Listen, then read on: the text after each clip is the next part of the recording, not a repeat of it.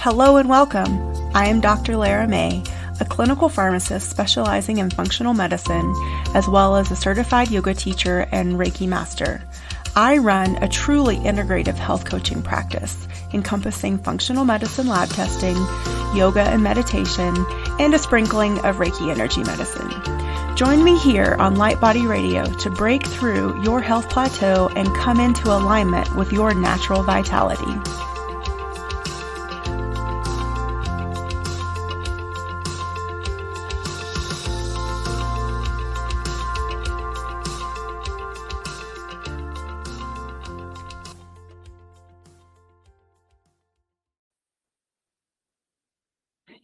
Hello and welcome to Light Body Radio. I'm your host, Dr. Lara May, and today I have with me Eliora. She is an author and energy healer who specializes in how our emotions have power, both negative and positive, and have the ability to frame our lives. It is her mission to guide others through their own emotions and the emotions of those around them as they work to create healthy patterns in their relationships. Her new book, Drink from the Well, A Guide to Recognizing Your Fears and Letting Them Go, provides a pathway for anyone who is looking to live a happier, more joyful life. It provides tools to both connect with good, compassionate, and loving person that you are inside, as well as recognize your fear to understand the role that fear plays in our emotions, thoughts, and behaviors, and then how to release it. For it is only by connecting with both the love within you and seeing the fear in yourself and others and releasing that you can truly be at peace and love yourself and others. So today we're going to talk about how to avoid being negatively affected by the dark moods and hurtful and upsetting behaviors of those around you. So I think this is going to be really great and juicy. Eliora, welcome. I'm so happy you're here. Thank you very much. I am excited to be here as well. So go ahead and let us get to know you a little better by telling us, how you came to studying these emotions and being the expert and the author of this book, Drink from the Well. A number of years ago, I started to understand that there was a quiet voice within me that could only be heard when I meditated, when I sort of dropped down and in and away from my thinking mind. And as I learned to listen to this quiet voice, I call it my deepest wisdom. I realized that there's a whole new way of seeing myself and others and my emotions than I had previously perceived. And so I started sort of just asking questions and understanding. And I work with clients one-on-one, and I also work with groups. And as I worked with people, I began to see how certain patterns played out, how our emotions were triggered by fear. And the more I learned, the more I started relying more and more on deepest wisdom to guide me rather than letting my ego and my thinking and my fear to be in control. And it's sort of taking me down this path to writing a book, which, to be quite honest, the idea of even writing scared the heck out of me when it first came to me that I need to do it. And I just trusted, and I worked through my fears as they came up. And I couldn't believe when I actually accomplished it and created this book. And so my purpose in life is to help people understand that there's another way of living their lives, not controlled by fear, not controlled by negative emotions and hurtful behavior, but instead connecting to that deepest wisdom, that soul within you, and letting it guide you. And so that's how I've gotten where I am, by listening to my deepest wisdom.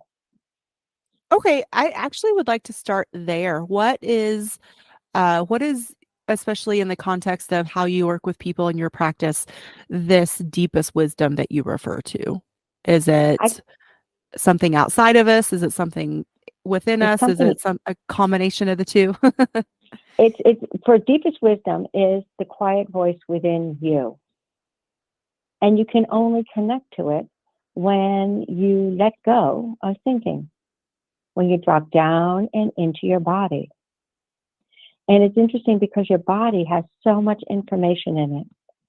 Your body is constantly telling you what's going on inside of you, what's going on around you, if you only learn to listen to it. I had no idea when I started how informative my body was. The tension in my body tells me the amount of fear and negativity and darkness I'm feeling. When I'm with someone, I can immediately feel in my body the amount of darkness that they are feeling and I'm picking up Mm. on. And so, deepest wisdom for me is that quiet voice in me. And we all have a deepest wisdom. It's just that we never learn how to connect with it. It's not like you go to school and they teach you, in kindergarten, just to close your eyes, to focus on your exhale. Because by focusing on your exhale, you're letting go. If you breathe in, you focus on your inhale and your exhale, that's fine. You stay neutral. When you focus on your exhale, the sound of the air, the movement of the air, the movement of your chest, what you're doing is you're letting go of your Mhm. thoughts, letting go of your feelings, dropping down and into your body. And you reach a deeper space of quiet within you. And then you can learn to ask questions and just continue focusing on your exhale as you wait for an answer. Because ego is going to want to jump in. It's like the kid in, do you remember when you were in grade school, there was always one child that raised their hand and announced the answer before anyone else had a chance to even think about answering it? That's your Mhm. ego. It wants to jump in there right away with the answer. So you continue focusing on your exhale to keep your conscious mind busy, and you wait for the quiet voice to answer. And it could be an idea, an image, or a memory, or a feeling. And the more you do that, the quicker and easier it is to hear deepest wisdom. So for me now, it used to take like sometimes 5, 10 minutes to get an answer from deepest wisdom when I started, and now it happens in seconds because I've been doing it for years. I've been practicing a lot. So that's deepest Mhm. wisdom. And when I work with clients, I've learned to listen to their deepest wisdom. It's just a gift I have. I don't know where I got it. I didn't know I had it until I was in my 50s. I just, the more I listened, the more I found I was capable, what I was capable of listening for, if that makes sense.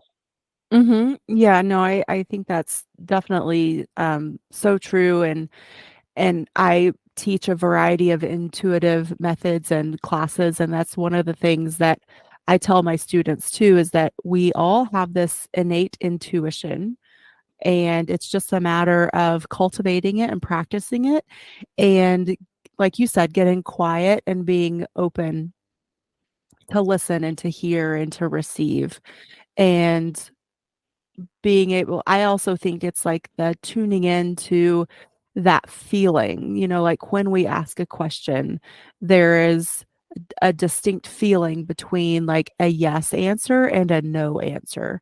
And the more you practice, the more you get familiar, the faster and the more, um, aware that you are and confident, I think, and reassuring that you're listening, you're receiving the answer from, like you said, like that place, that quiet place inside you. Some people call it the higher self, but it is that guiding light that is within all of us. Yeah. I've actually found that when you're connecting with deepest wisdom and hearing it, there's like a release, an opening. And when you're hearing from ego, it's a tightening and constriction. So that's what I tell my clients, my people. Because I'll say, is this my deepest wisdom or ego? I'm like, well, think about the answer. What does it bring? What are you feeling in your body? Your body's Mhm. telling you whether it's ego or deepest wisdom. If it's tightness, it's ego. If it's release and opening, it's deepest wisdom. So yeah, I agree 100%. It's amazing when you start listening where it takes you. Yeah, and I think just one other thing to like bring in here is that we're human beings having a I'm sorry, we're spiritual beings have a human experience. But even just that saying that is repeated so often these days, we are human, we are physical, we're also energy. But because we're on this physical plane, that energetic and that physical piece go hand in hand. So I think it's really important and so instrumental to bring us back into our body and to link up that mind body connection and spirit connection to, like you said, like, how do you feel when you're, getting whatever answer you're getting? And, Abraham Hicks wrote a whole book on the power of emotions. And it's just about, like, our emotions will guide us if we listen, if we feel into them. And so I think we're trained out of that at a very young age, and it takes training to come back to it. I agree. It's a whole new perspective. Yeah. So let's move into the topic of fear. And how does fear sort of um, rule our lives or have an impact on our day to day? How do we even know that we're afraid? So the quickest and easiest way to know we're afraid is to feel for the tension in our body. Okay. To also look, are we feeling negative emotions? Are we thinking negative thoughts? Are we behaving in hurtful ways to ourselves or others? Because all of those responses are due to fear. When we are afraid, it causes us to feel negative emotions. Our negative emotions are in direct response to feeling afraid. Our negative thoughts about ourselves and other people are in direct response to feeling afraid. And those hurtful and destructive ways we behave to ourselves and others are in direct response to feeling afraid. And so we might think that feeling afraid is that panicky, overwhelming feeling like that you're going to be killed. No, no, no, no. Fear is with us almost all the time. And we share three common fears. We are afraid of being judged, seen, judged, condemned by other people, right? Maybe as inferior, inadequate, not important, not lovable. We're constantly afraid of being judged by others. And we're afraid if we're judged, they're going to reject us or hurt us or punish us. The second fear is we're afraid we're not going to get what we think we want and need. Maybe we want more time off from work. Maybe we want to feel safe. Maybe we want to feel important. Maybe we want to be noticed. Maybe we want to be in control. And then the third fear has two parts. It's the fear we're going to lose something important to us. And it could be important externally to us, something important in our lives, like a relationship or a vacation or a house or a job, or let's see, feeling loved by other people or important to other people. Or it could be internal. It could be we are afraid we're going to lose how we see ourselves as a good mother, as a good friend, as someone who tries hard, as someone who's lazy.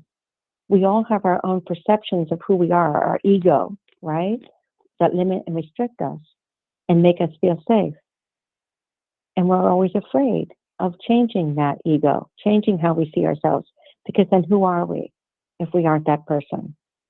So those are the fears that are constantly surrounding us and filling us. And as a result, causing us to feel negative emotions and think hurtful thoughts, focus on the negative, behave in hurtful ways. Does that make sense? Is that clear?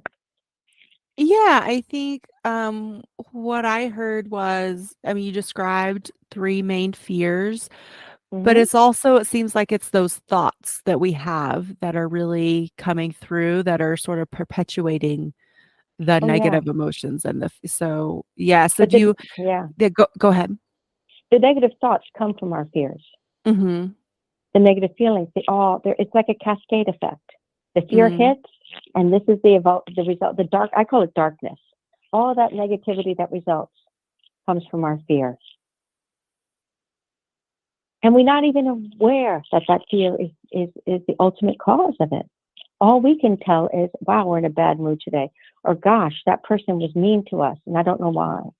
Or my goodness, am I being judgmental and critical of that person over there? We know the effects of the fear, but we're not seeing the cause of those effects, Mm. which is the fear. Yeah. And I mean, and I would assume that this is just like when we're moving through life like in a very unconscious way, like more like That's right. reactionary. Exactly. Which is how what percentage of your life are you reacting? I mean, I think that's called normal, isn't it? Mhm. Mhm. It I think because it's yeah. yeah, it's sort of like the status quo, isn't it? It's like what how we are taught to live our lives is in reaction to Mhm. what's happening around us, to people, to ourselves, to life. Yeah. So you described definitely how this fear affects us personally, like within our Hmm. own sort of realm and in our own minds. But then let's now we add on the layer of those around us. So like our coworkers or our family members, if they're in a bad mood, how that affects us. So What do you it's really it's going to sound amazingly simple, but it's very very profound. So if everyone could just think of a moment when they're with someone and that person upset them, they're being triggered by being with that person. Just think of that moment in time when you were triggered. And notice how personally you're taking it, how you feel like it reflects on you, their thoughts about you, their feelings about you. And notice how it becomes your problem, right? It's their problem and now it's your problem. And it's triggering fear in you. It's triggering negative emotions in you and negative responses in you.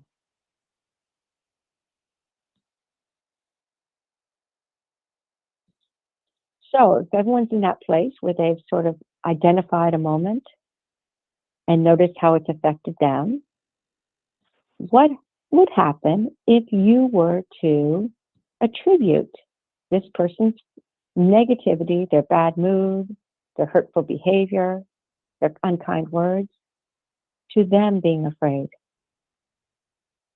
What would happen if instead of you taking it personally, you understood that this person is behaving this way, feeling this way because they are afraid?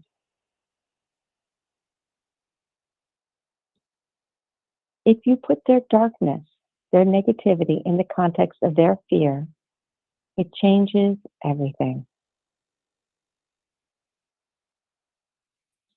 Mhm. Can you feel the difference? Oh, yeah, yeah.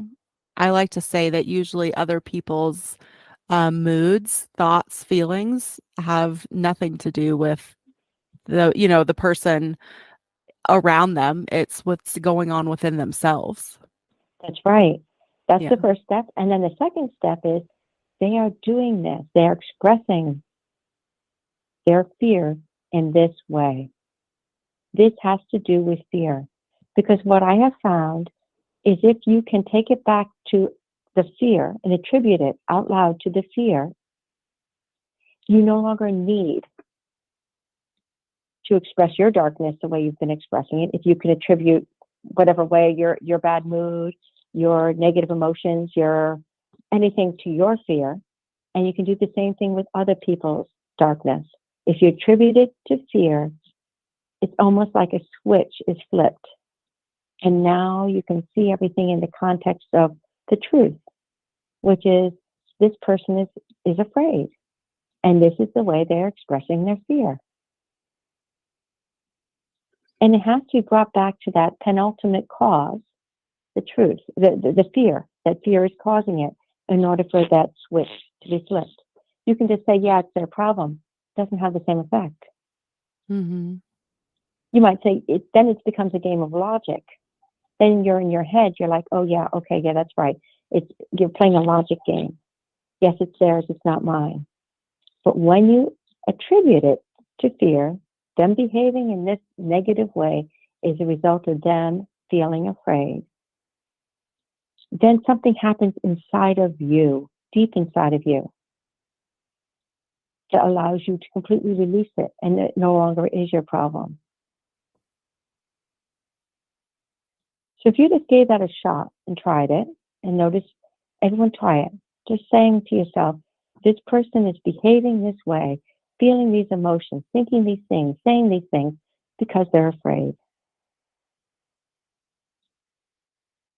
And I actually find that saying it out loud, even whispering it to yourself, is different than thinking it. Because when you say it out loud, you're not only saying it, you're hearing it, and you're thinking it. It becomes more of a reality. Whereas thinking it just is another thought, one of the millions of thoughts that's going on in your head. Saying it changes it and allows it to have take up more space within you.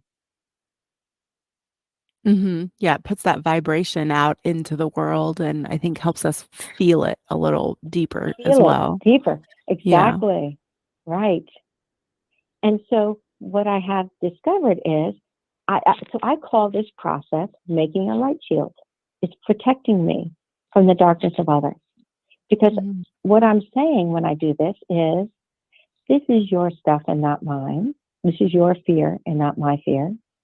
By saying that you're being rude to me, you're being cruel to me, you're hurting me, is the result of you being afraid, it changes me from being judgmental and reactionary to having compassion.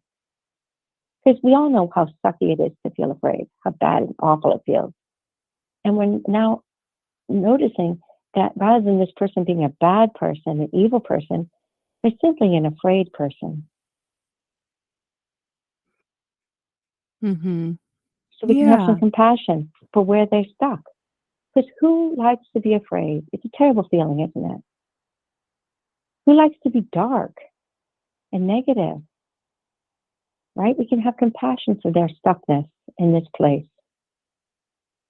And when we have compassion and we're not taking it personally and it's not triggering fear in us, then we have a choice of how we want to respond. We don't need to react. We can choose how we want to act.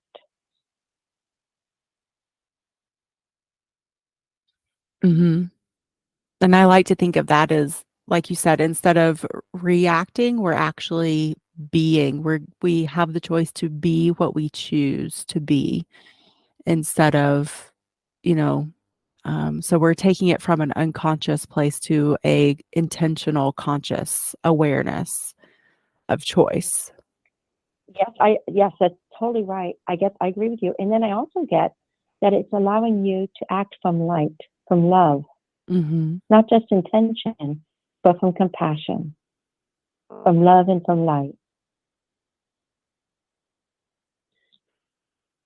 So everything starts to shift as soon as you say those words out loud. As soon as you understand at a deep level that this person's darkness has nothing to do with you, it's only because they're afraid, you can now respond in a loving, compassionate, caring way, if you choose to. And if you use it retrospectively, you can let go of pain that you're carrying on to from that moment.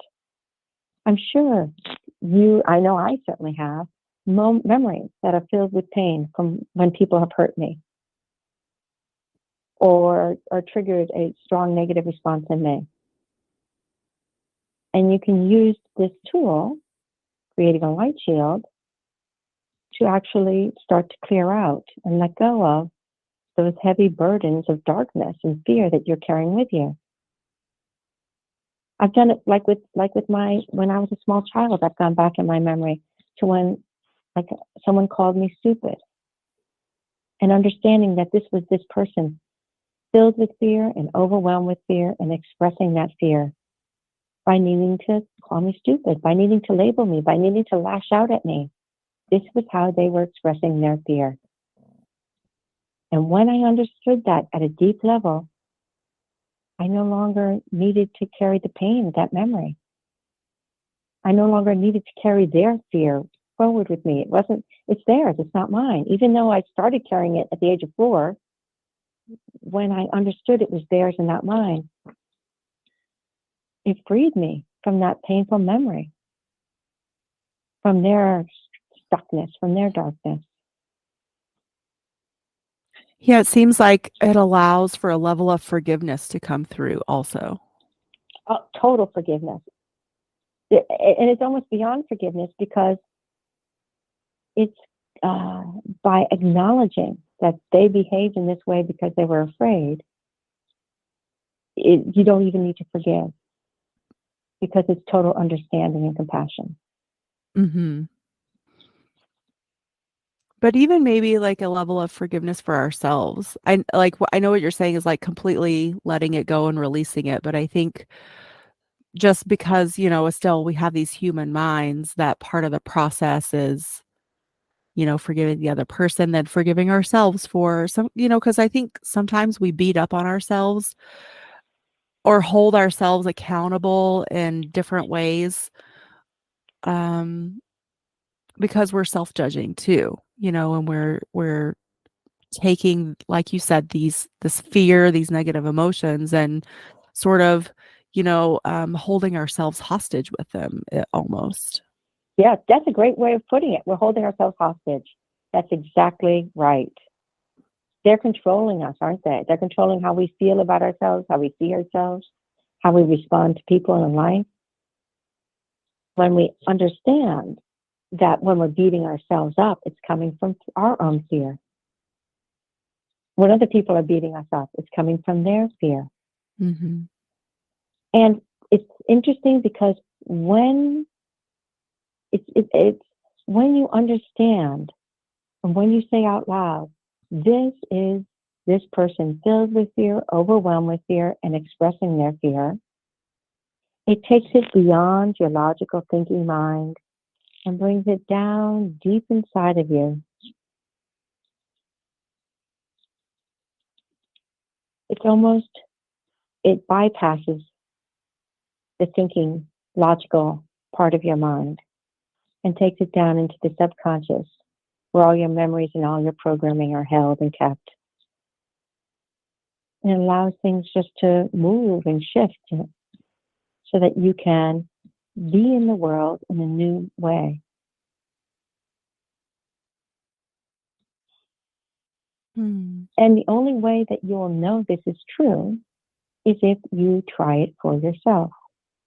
I don't ask you to believe me or believe what I'm saying.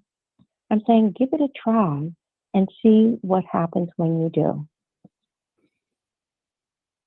Because then you'll see whether it's true for you or not. If it actually shifts something inside of you. I trained as a scientist. And so I always tell all my clients, everyone I work with, the proof is in the pudding. Try it. See. I'm not asking anyone to believe anything I'm saying. I'm saying this is a new way of being in the world, of perceiving the world. It's a tool that you can try and use and see what shifts as a result of it.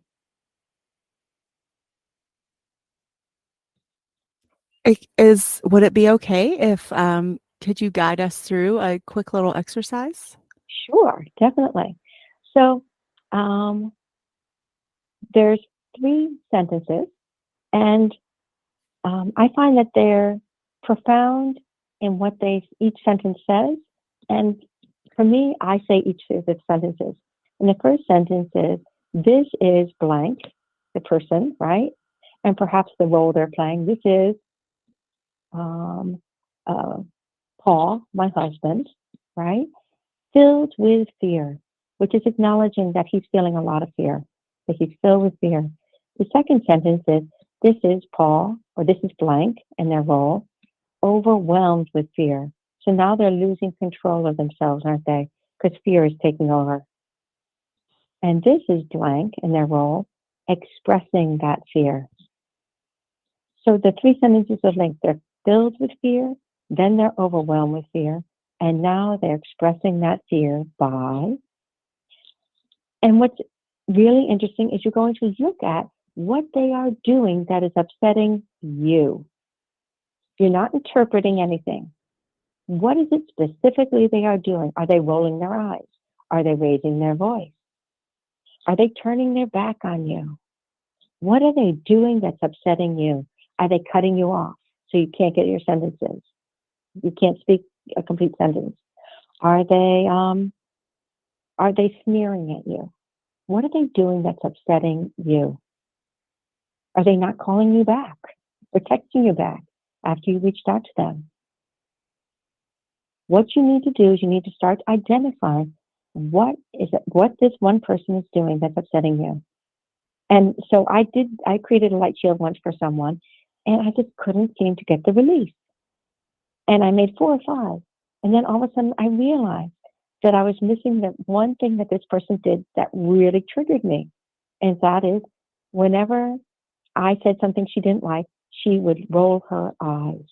And as soon as I recognized that, then everything let go and I was able to move on. So sometimes it takes a little bit of playing with it to identify what is that person doing that is upsetting you. Now, we don't want your interpretation. They're trying to make me mad. That's your interpretation. How? How are they trying to make you mad? Oh, they're cutting me off. They're being rude. They're telling me I'm stupid. No interpretations, just the facts. So here we go. Okay. Now that did my explanation, do you have any questions about my explanation before we begin to try it? Yeah, no, I think that was clear. Let's try it. Okay. So I want everyone to close their eyes, take a nice deep breath in, and to focus on their exhale, the sound of the air, the movement of the air out of their nose and mouth, the movement of their chest down and in as they exhale.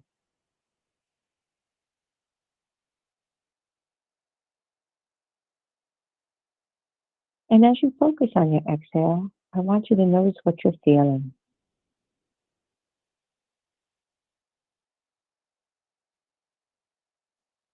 And you feel yourself dropping down and in.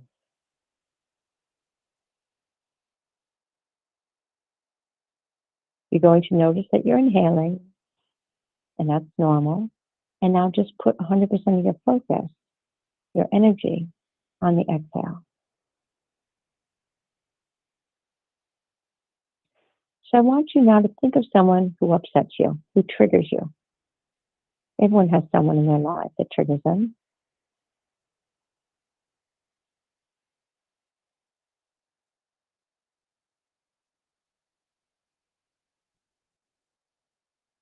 And I want you to think of, from where you are right now, 3 ways this person upsets you, what they actually are doing that upsets you.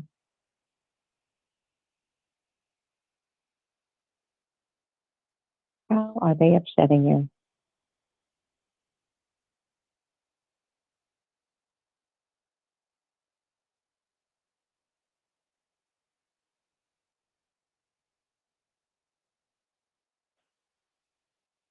And we're just getting a few of the ways that they upset you. You're not going to get the entire list. We're just doing a small exercise here. And now I'm going to say the sentence and you're going to repeat it after me with the person's name in there, okay? This is blank and their role filled with fear. So repeat that with the person's name and their role in your life.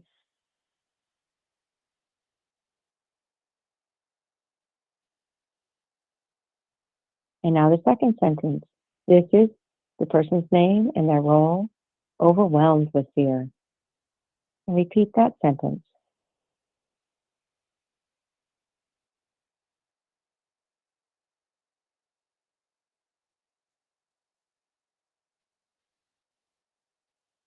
And now the third sentence. This is the person's name and their role expressing their fear. I'll say that sentence and filling in all the information.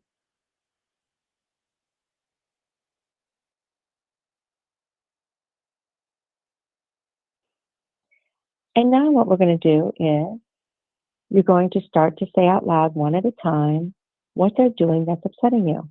So they're expressing their fear by what? Say that out loud. They're expressing their fear by, this is the first thing on your list. And I want you to notice when you say that item on your list that's upsetting you, notice what you're feeling in your body. Sometimes it can really resonate. You can feel it in your chest, in your body. It's like it's hitting home. And I want you just to breathe. Focus on your exhale. Just notice. Take a little moment to sit with. This is how they're expressing their fear by doing this first thing. Breathe.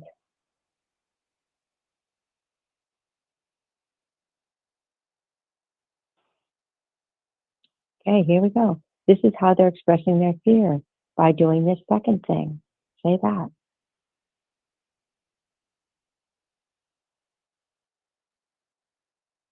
Notice what you're feeling in your body. And now you're just going to sit and think about that for a moment. This is how this person is expressing their fear by doing this second upsetting thing to you. And breathe. Notice what you're feeling in your body as you breathe.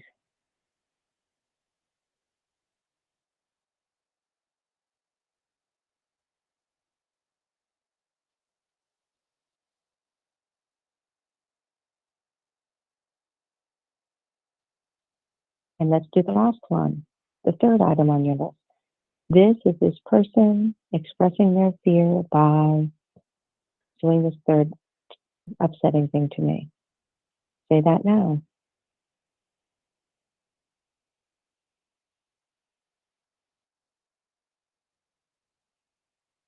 Notice what you're feeling in your body.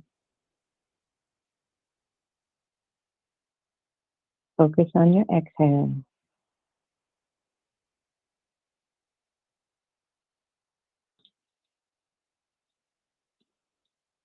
And now let's just check in. Check in and think about this person and notice how you're feeling about them now. What's the intensity of what you're feeling in your body, not in your head necessarily? Two different places, isn't it? Your body, subconscious. Your head is your stories, your thinking. What are you feeling in your body when you think about this person now? A little bit less tense, maybe? The level of tension in your body as you think about this person tells you you have more work to do, more clearing to do, more light shields to make. If someone's really important in your life, you might need to make 15 light shields, 20 light shields to make sure you get everything they're doing that's upsetting you.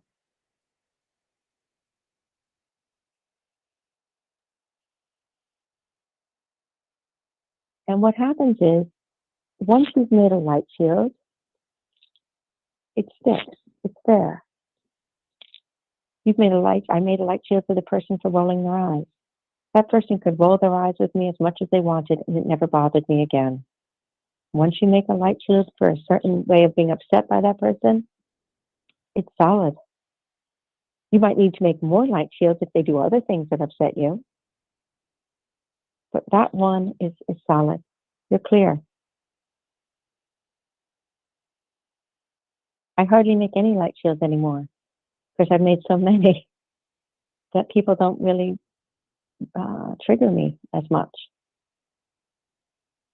I used to drive down to visit my family, and the whole way down, I'd be making light shields about what I was afraid they were going to do. So you can do it for things that you're afraid are going to happen, how they're going to respond, how they're going to behave. And so I'd get down there to visit my family completely non-reactive because I'd created all these light shields. So even if they did behave in a hurtful way, it didn't trigger me because at a deep level, I understood they were only behaving that way because they were afraid. And it had nothing to do with me.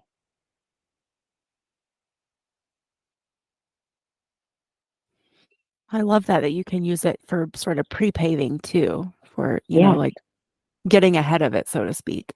exactly. So you can use it for the past, for painful memories. You can do it for the present. When sometimes I'll tell people, okay, you're with someone that's really pushing your buttons, take a break, go to the bathroom, get a drink of water. You create your light shield in that moment. It's just 3 sentences, right? And then all the things they're doing to upset you. Take a break for a moment, regroup, and then go back in again. Mm-hmm. And then you can do it for the future. Because I found that a lot of the garbage that I was holding on to, that I was feeling, actually came from other people. I like, when you wake up and you're in a great mood, and then all of a sudden you find after being with people who are in a bad mood, your whole day has changed and you're just feeling down. I was like, my Mhm. gosh, what the heck is going on here? And as soon as I realized it was coming from them, and I was able to see it was just coming from their fear, and saying that light shield out loud, then I was in a fine mood and it didn't negatively impact me anymore. The thing is, there's three important components of this. First, you say it out loud, even if you're whispering it under your breath.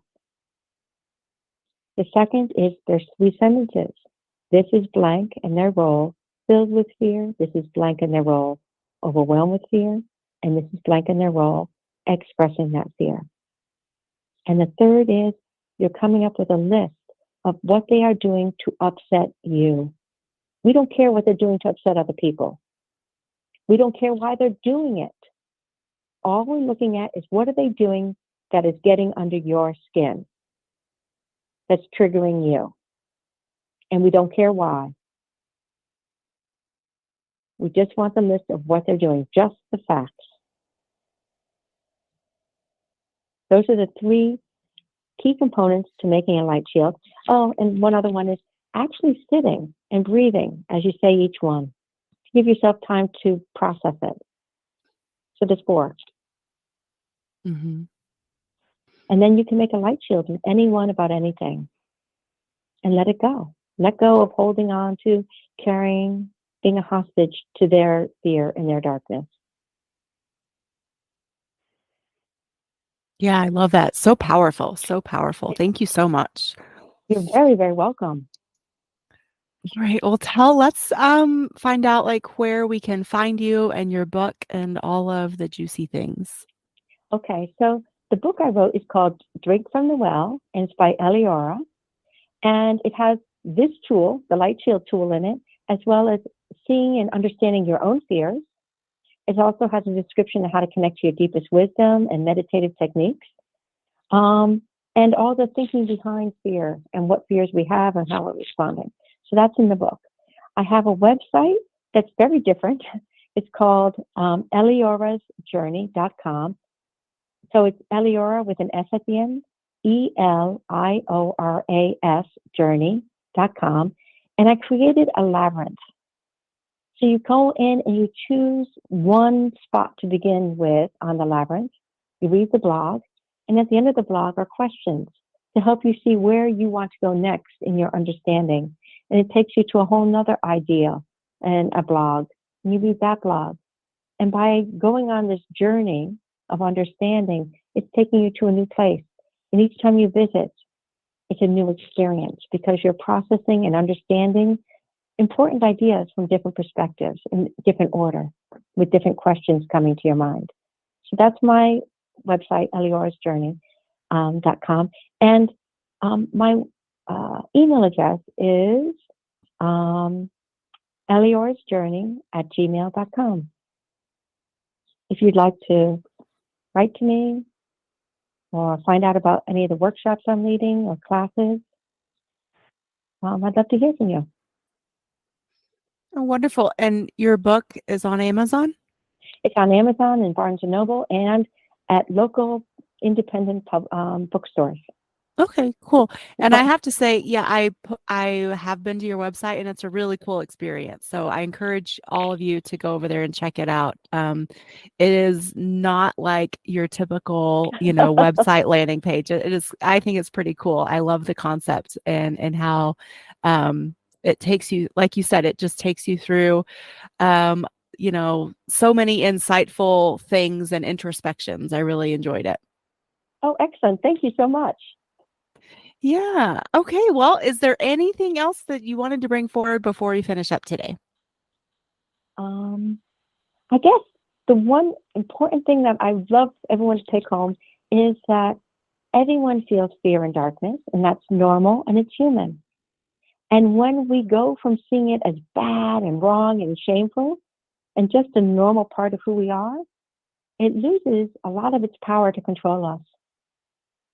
And it becomes almost just sort of a neutral entity, something neutral within us that we can say, oh, here it is again. Time to clear some fear. Oh, feeling a little fear today. Time to do some work. And we're less afraid of it. We're less triggered by it. And we're less judgmental and condemning of who we are and about other people when they're feeling fear. So that, I think, is the single most important lesson you can take home, is that fear and darkness is normal. It doesn't need to be in control.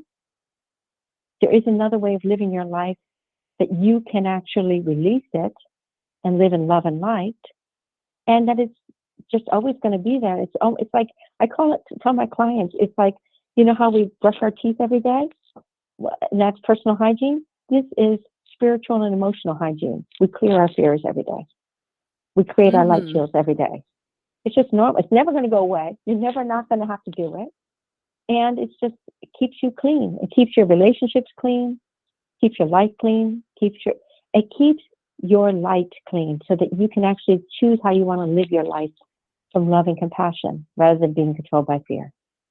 So yeah, that's the single most important thing that I would love to share with your listeners. Well, thank you so much, and I completely agree that that daily spiritual and energetic hygiene is just as important as brushing our teeth. So thank you so much for being on the show today. I've enjoyed your wisdom and everything you're bringing to the world. And everyone out there, definitely check out the website, eliorasjourney.com. These will be linked on the show notes page on my website, drlaramay.com/podcast is where all the show notes live. And thank you again so much for being here today and for taking us through that experiential journey also. That was fabulous and very, I feel like, therapeutic and cathartic. Very good. Thank you so much for having me. I've really enjoyed it. Awesome. Okay, everyone. We'll definitely check out the show notes, check out Eliora's website and her book on Amazon, and we will catch you on the next episode. Bye.